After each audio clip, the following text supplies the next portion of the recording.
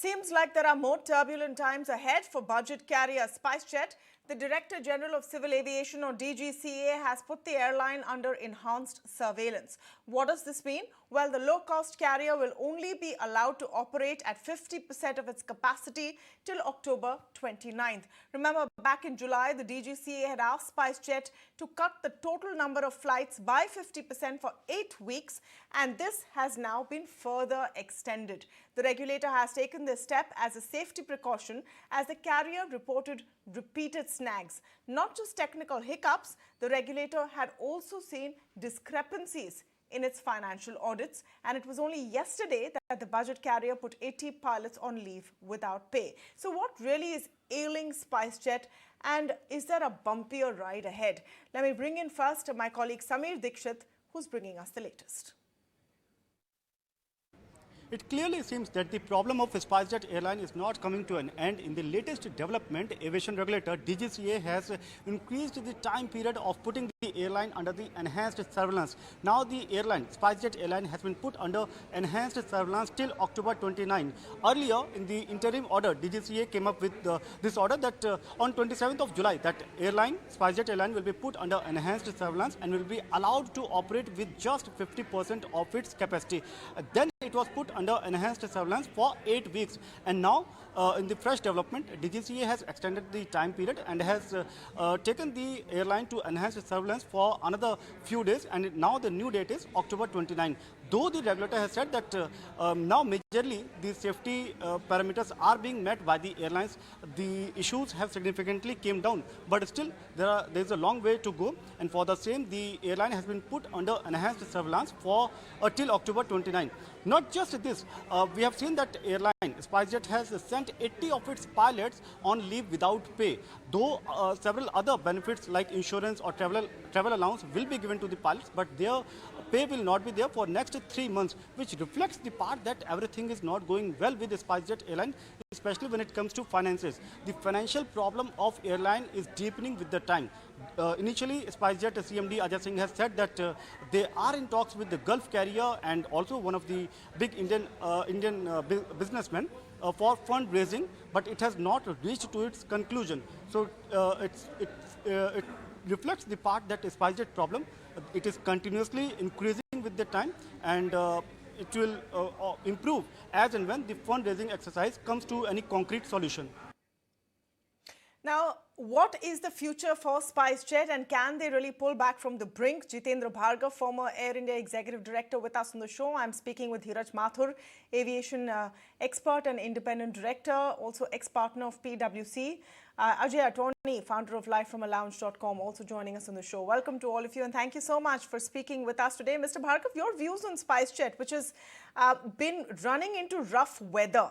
Now, the reasons are the same across the industry, right? Even if you look at the last, the Q1 numbers, they've been hit by a depreciating rupee, high fuel prices, but then that's the story across the sector. Why does Spicejet seem to be having a tougher time?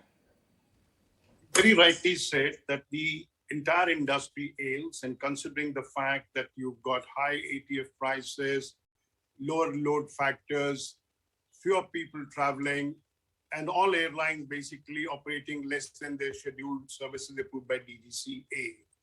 But what has happened in the case of Spicejet is, one, when Jet Airways collapsed, if you recall, Spicejet went on an expansion spree, acquiring Jet Airways aircraft, and then of course came the 737 MAX issue. So these are compounded the matters. Now, what one would have expected is that, leave aside the fact, because all airlines are going through a similar phase, one can look at the silver lining in the whole thing is that the fewer flights you operate, lesser you lose money. That's one thing because of the current situation. But 2 months' time given by DGCA should have been adequate.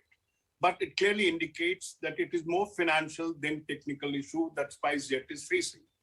And yesterday's announcement of laying off 80 pilots clearly indicates that Spicejet thinks the problem will subsist much longer than October 29th given by DGCA for sticking to the 50% of the flight schedule being operated, the restriction that DGCA has imposed.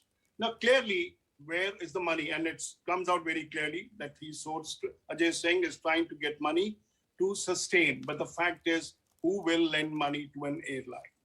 We know the past, you cannot recover. India is a price-sensitive market. Spicejet, in spite of the fact that for years, it has been the top airline as far as the load factors are concerned.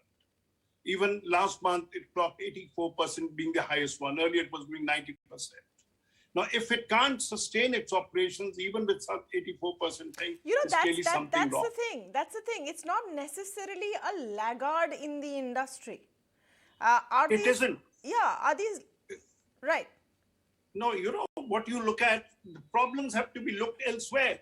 Now, what has happened is Ajay Singh was a good, successful airline promoter till 2019. Then when you look at it, that you went into a haphazard manner without a business plan and you kept expanding things beyond a certain point. Now, what do? Now, once the COVID thing had happened, calibrated things, all airlines were operating in a similar manner, 50%, 60% as per Ministry of Civil Aviation norms.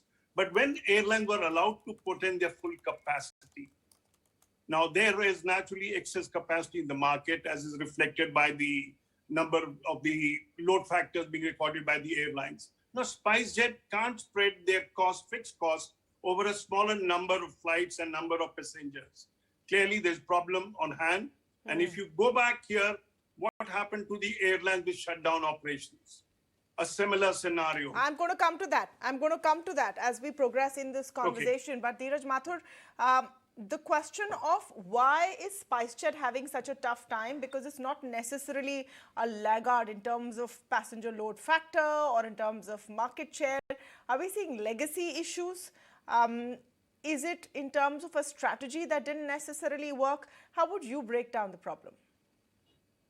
Well, the first thing is, I think since financial year 18-19 has been making losses. And I think its cumulative losses are over almost over 4,000 crores. So the problem is not new as far as the financial situation is concerned. This has been there for at least the last 4 or 5 years. And of course, like, as you rightly say, that this applies to everyone else. And Spicejet is not the only one that has faced the various headwinds that the entire sector has faced. Why Spicejet and why not some of the other airlines? It was a well-run, and it still is a well-run airline. It has a fairly loyal customer base, as evidenced by the load factors. I think it's probably an operational issue in not being able to control costs. That is the only thing that appears, because it's been consistently losing money. And as Jitendra just pointed out, it's also been on an expansion plan. Now, one point on which I disagree with Jitendra is that I don't believe that we have a real situation of spare capacity. We may have a situation of sort of, skewed capacity, but certainly not excess, because, hey, less than 4% of our population flies. Yeah. In the US, that number is 300%. In Malaysia, it's 200%. In China, it's 45%. So we are a highly underserved market, and therefore there is no excess capacity. I think it's really an operational issue. I think it's also partly a strategic issue in the sense that while it made sense to acquire the assets of Jet once it closed down, but I think that should have been backed by a concrete strategy rather than an ad hoc, opportunistic decision. Now, okay, to be fair, the opportunity arose, it was there, and he grabbed it. Right. But then thereafter, I think that there should have been a method in the whole. There should have been a specific strategy in actually deploying that additional capacity that he had required. So I think net, it's two things probably. One is costs, and the second is strategy, not deploying the additional capacity that was required in a strategic manner or a planned manner. And also the pandemic didn't help in terms of deploying that, Exactly. all of those assets. I'm going to allow Mr. Bhargav to rebut very quickly on that one particular point where you had a difference of opinion with him. Yes, Mr. Bhargav. We got to look at the scenario. I think the best way to understand is to look at Indigo. 55% plus market share, operating multiple frequencies to virtually every destination that they operate.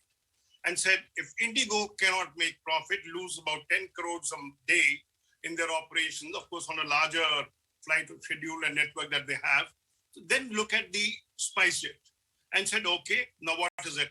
ATF, we have been talking for a long, long time now. The second is the depreciation of Indian rupee vis-a-vis dollar. In aviation industry, a good amount of costs are dollar denominated. Now, when you don't operate 50% of your services, you have aircraft on ground, there are lease rentals to be paid.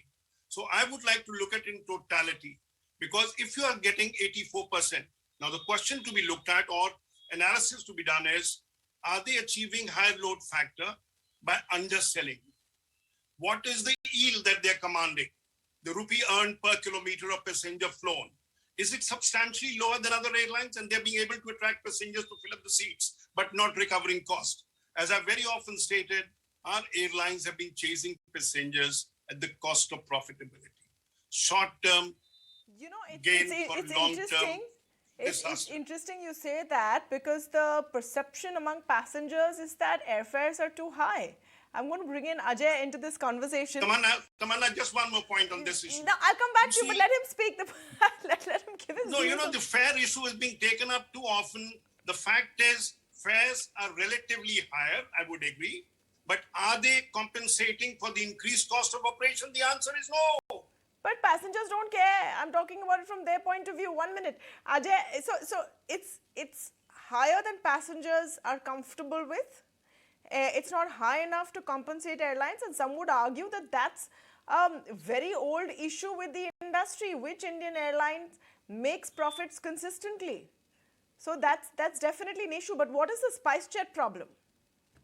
I think the Spicejet problem is, some part of it has already been covered by both the colleagues on the show. Legacy costs are a huge part of the problem for Spicejet. They've been running losses for years after year. And, when you have a lot of debt and you have a lot of unpaid, unresolved costs that you've been carrying forward, and the net worth has been eroded, obviously they have to still service all those debts of the past, and they're paying an interest on that as well. Now, with whatever Boeing compensation they got, they kind of went out and they doused some of those fires. Some lessors were paid, some cases were settled, and so on and so forth. But at the end of the day, if you look at their balance sheet, they're still in a massive loss. And what they really need is a recapitalization to be able to get out of this problem, which the promoter says at the time he is trying to work out with an Indian conglomerate and a Middle East airline to kind of make that happen. But obviously, we've not seen any of that happening. In the meantime, what the DGCA is saying is that, we've seen lesser incidents, but obviously that is coming on the back of a lesser number of flights operated, number one. But if you really go on one of the aircraft, the situation is horrible at this point of time. So, seat back entertainment systems, they have broken armrests and all sorts of things that really triggered this whole move by DGCA. The condition of the aircraft hasn't changed, and I don't think they will be able to do anything about that till the time they get the money to service these aircraft. And look at the timing also till which they have to keep flying at 50% capacity, which is rush time. You're going to be, going into festive season, etc. This is a bad time to not have full capacity, isn't it, Ajay? Which is where, obviously, I was going to come to that next. The DGCA has done this in a very, I think the DGCA, perhaps the thought process there was, they did not want customers to be,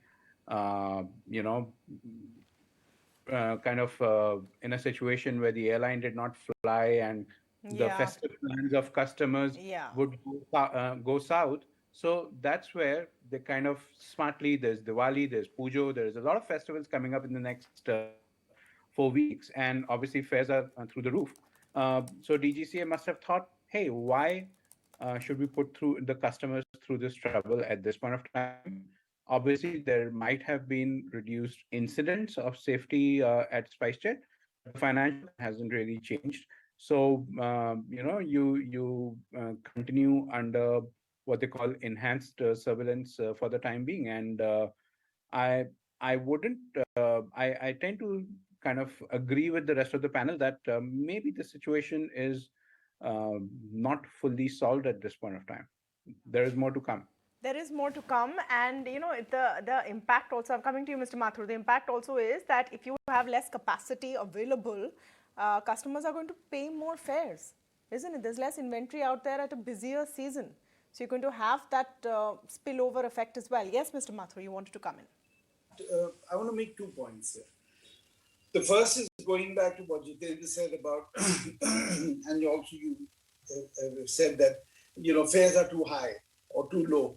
Now, when you say fares are too high, I mean that's a sort of an open-ended statement. What's the benchmark? On what basis does somebody say that fares are too high? I think we've been spoiled by airlines underselling their tickets just to get passengers on board. But hey, you can't compare the price of a train ticket with the price of an air ticket. I mean, there is going to be a difference. Number one, conceptually, there is going to be a differential. Number two, the fact of the matter is, that the taxes and ATF and and of course the depreciating rupee is not something that is entirely in the control of the government. But taxes and ATF are inordinately high. So I would be careful in saying that prices are skyrocketing or going through the roof. No, I didn't say they're skyrocketing. My point. No, not you, but others. Yeah. Tend to say that. Now, if you, I mean, this is anecdotal stuff, right? A very dear friend of mine, his daughter's got admission in the UK, and they had to go.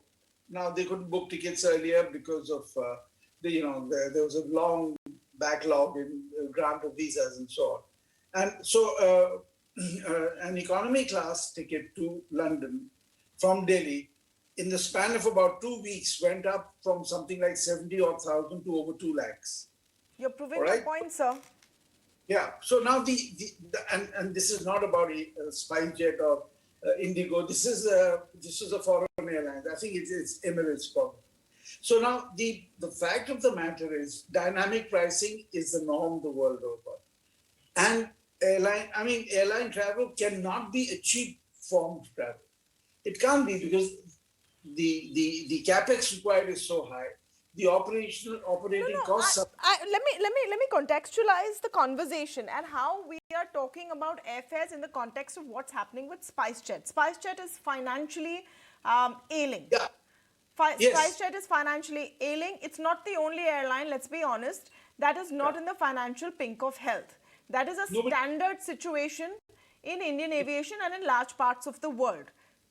Right. This, despite airfares being where they are currently, which, as Mr. Bhargava says, is very far away from bringing airlines into a healthy financial situation. But as far as tolerance levels of your customers or your passengers go, they probably can't take much higher. So there lies the catch-22, isn't it? Mr. Bhargava, very quickly on this point. Tamanna, you very rightly said it.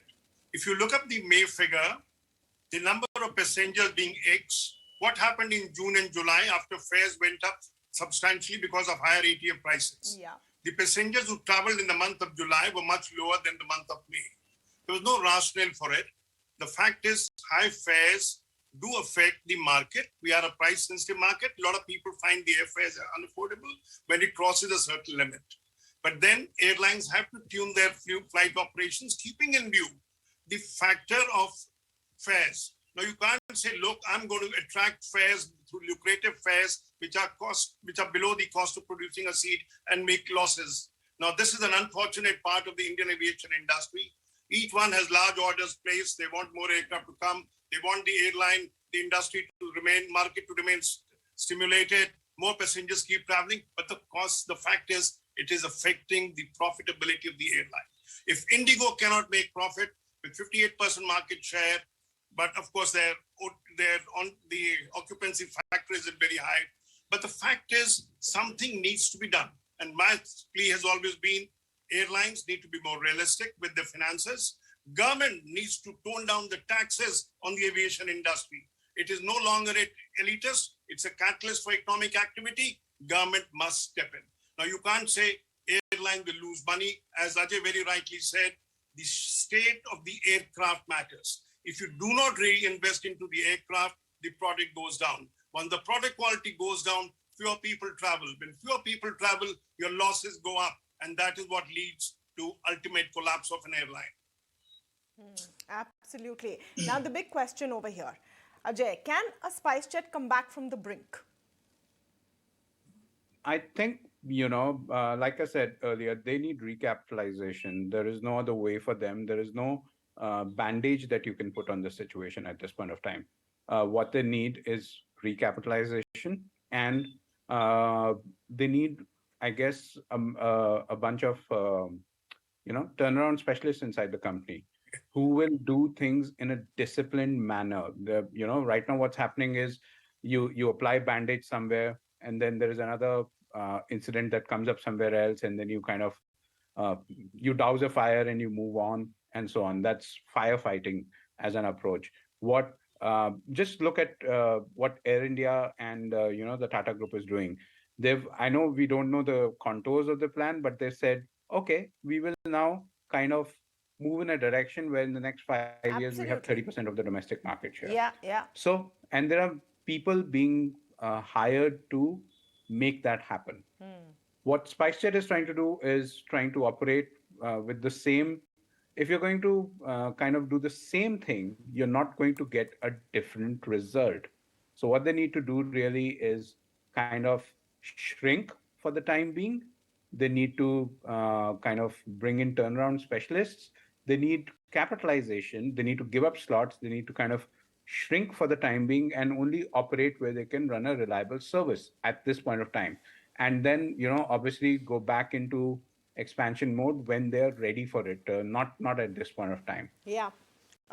Quick word from you, Mr. Mathur. I've run out of time, but I'll give you the last word. And in a forward-looking mode, can Spicejet come back from the brink? Well, I just had I wanted to make one point, that what is the rationale of extending this enhanced surveillance till 29th October?